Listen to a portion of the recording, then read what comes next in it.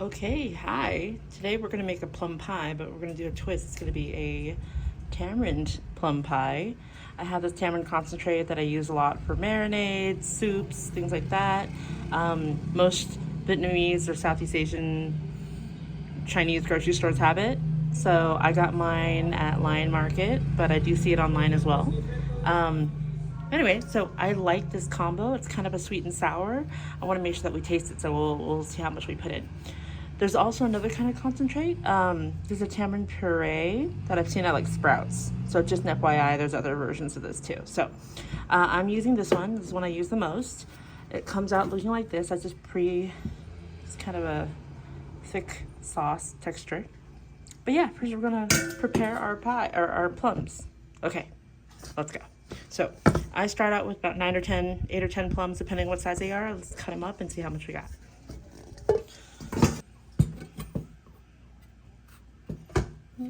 Actually, I'll just go ahead and cut them off. Okay.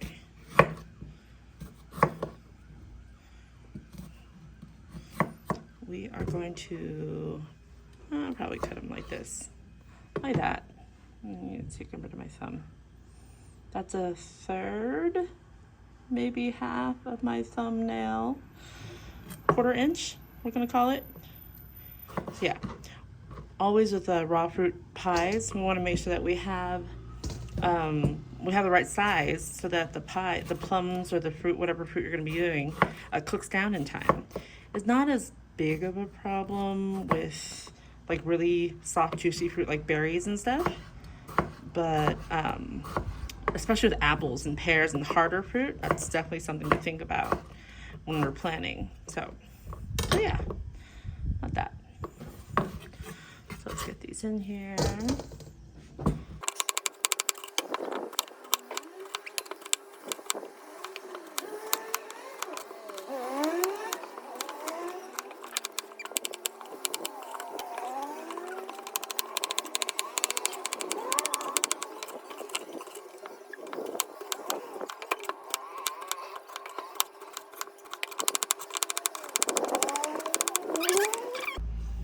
All right, so that's about 850 grams, and that took me, I think it was 9 or 10 plums.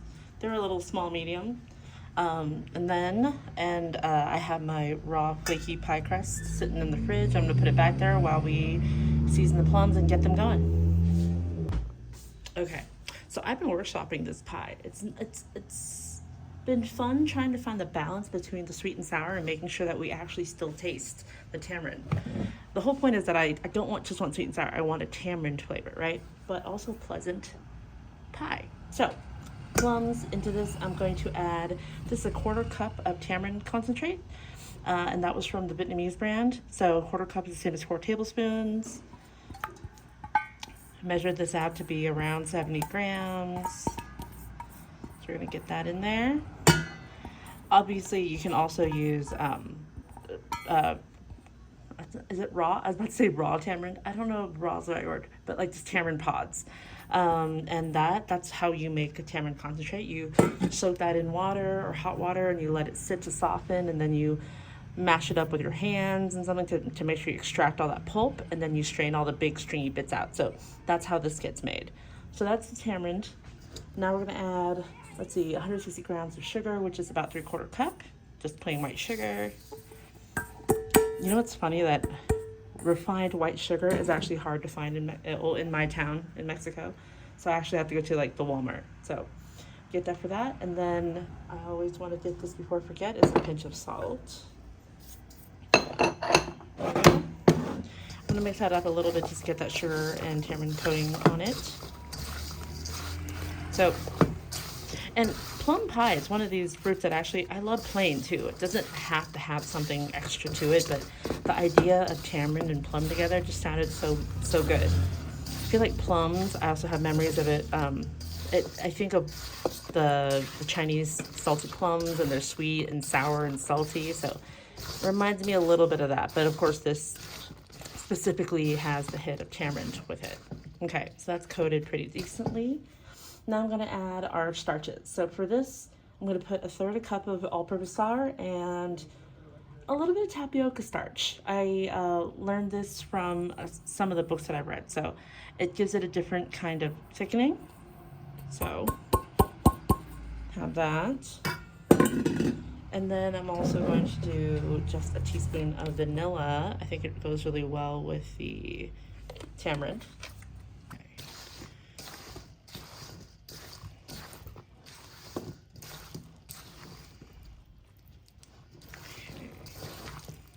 The plums are starting to get soft already. You can see all the juices coming out. Sometimes I walk away after I put in the starches and then they kind of clump. And so I try to mix them without letting the starches sit there for too long. Like if I didn't have a spatula, I'm like, oh, let me go grab a spatula. Then I start digging around and end up leaving it for more than a few minutes. And you have this big clump of flour. So that's always not pleasant. Okay. And then last but not least, we're going to add a little bit of ground ginger and just a little grating of nutmeg. This is 1.5 teaspoons of ground ginger. And I actually have fresh nutmeg, or dried whole nutmeg. I'm just gonna grate a little on.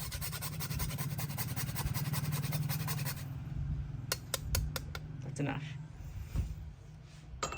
All right, so mix this up and then we'll be ready to put into our raw pie crust. And for this one, you could top it with any kind of topping. It could be a crumb topping on the crust, but today I'm going to use a messy top crust with scraps. So I'm gonna get to do that with some scraps that I have left over from trimming the pie dough. All right, there we go.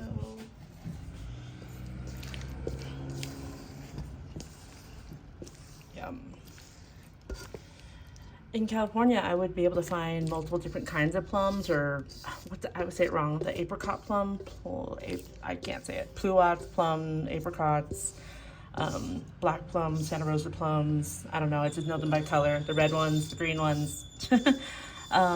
It's really nice to have a mix, but here I saw most people have only this one kind of plum. They kind of look like Santa Rosas, but I don't know, they're red.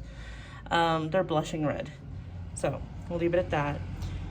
And so this pie, it looks really full right now, but remember the plums will cook down, so it actually will sink quite a bit. So I'm just evening it out a little bit so there aren't like pokey angles coming out. And we'll do our top crust. So my top crust doesn't look really good right now. First of all, they are scraps, remember that. But they've been sitting in my fridge. I usually keep them in the freezer, but I had defrosted the whole bag. So a little wonky, but that's the whole point. There's still delicious scraps of pie dough. If I have delicious scraps of pie dough that I worked hard on making, let's use them. And if you don't have scraps, again, you could do a crumble crust. Or, I mean, no crust also, but that's less common. It'll still taste amazing. I mean, no top crust, sorry. So these, you see how I trimmed this off of like when I was rolling out the dough, maybe there's an angle that was too big. I'd like to trim that off. You could make little cookies out of these, but I had a lot. I have some pie tins that are more shallow, so they actually take less pie dough to cover it than others. So that's why I have a lot of these, and it's kind of weird random shapes.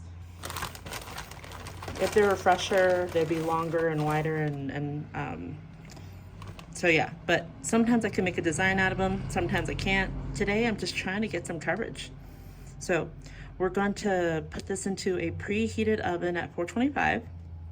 And I also have a pan in my oven preheating with it. So what I want is for this raw dough to cook through with the wet fruit filling in it. I try to make sure that the bottom gets enough heat. So if you have a baking steel or pizza stone, great. I don't right now. So right now I just have a regular sheet pan in the oven heating up, at least for half hour. That's waiting for this pie. So we're gonna go in at 425 for about 20-25 minutes. Then I'm gonna take this out and brush it with an egg white and sprinkle some turbinado sugar on top of these pieces. Then we're gonna go back in the oven at 375, so turning it down, and that'll probably take another 45 minutes or so. I always say or so because everyone's oven is a little different. And the major signal really is big starchy bubbles coming out of the fruit, signaling that all the fruit and starches that we added in there has cooked down and they're not floury anymore. So yeah, this is a mess, but I love it. So yeah, so you see how it's just bits and pieces covering. Obviously don't need to cut any vent holes because the whole thing is vented out of these random pieces. And I saved myself all these pie crust or pie scraps because they're delicious. So this is gonna go in the oven right now after 425. I'll be back. All right, this is the pie after 20 minutes, and I have some egg white here that I just broke up with a fork to make sure it's not so clunky anymore.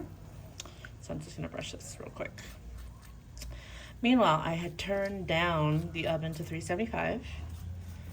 And so right after, I'm gonna put this back in the oven and we're gonna bake it for another, I always hesitate, depends on your oven. I said that already, I know, but I'll say it again over and over again. Depending on whatever oven that I'm using or even how juicy your fruit is, it might take longer or shorter. So I'm gonna start checking after 45 minutes, but it might take an hour or more. We're just gonna look for giant bubbles. Okay, now I'm overdoing it, I'm good. So I just painted the top, brushed the top. I didn't really do the sides because they're already starting to brown, but it wouldn't hurt. I just think usually on my pies when I'm baking, the sides don't need any help browning. So we're good on that. And now for the sugar, probably about 2 to 3 tablespoons, but I usually just grab it with my hands. So it's chunky sugar. Get some texture. It also works with regular white sugar, but it's just not as textured, and this has a little more flavor. So yeah, all right. So all over, you're gonna get a beautiful crispy crust. Just a little more.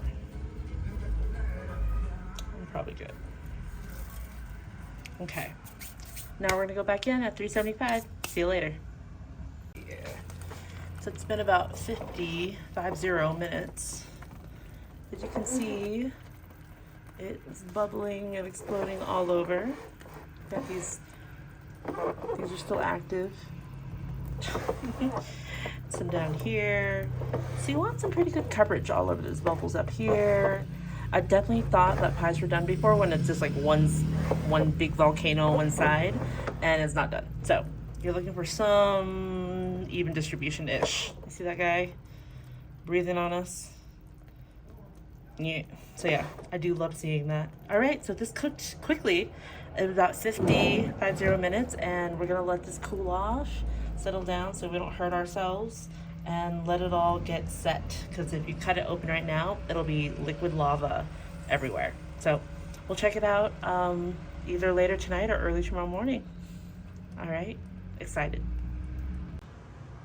All right, this is our tamarind plum pie that's been well rested overnight, and it's gone down a little bit. It's not as tall as yesterday. I don't know if you can tell. Definitely sunk down a little. But we're gonna slice into it. So remember, we got kind of explosions of goo, the starchy, delicious fruitiness all over, and that's how we knew it was done. And we're gonna cut in. Also, see how crispy that is? I don't know if you can hear that. I mean, this is a pretty heavy butter knife as well. Yeah, super crispy cracky. Okay, if that's the right description. Okay. Ooh. Okay.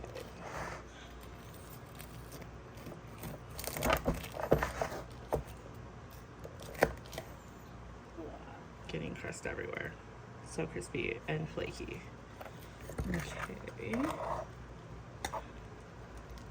I feel like I never get the center enough. All right, I think. Oh, there we go. All right. Here we go. Perfect steady slice, and it's got some gooiness on the side, but it's holding up perfectly well. I think show the bottom, nice and brown. And those plums really cooked down, really jammy right here, you see? All right, let's take a bite. Fork. some crust. Look at that. It's really jammy and moist. And I'm going to take this bite.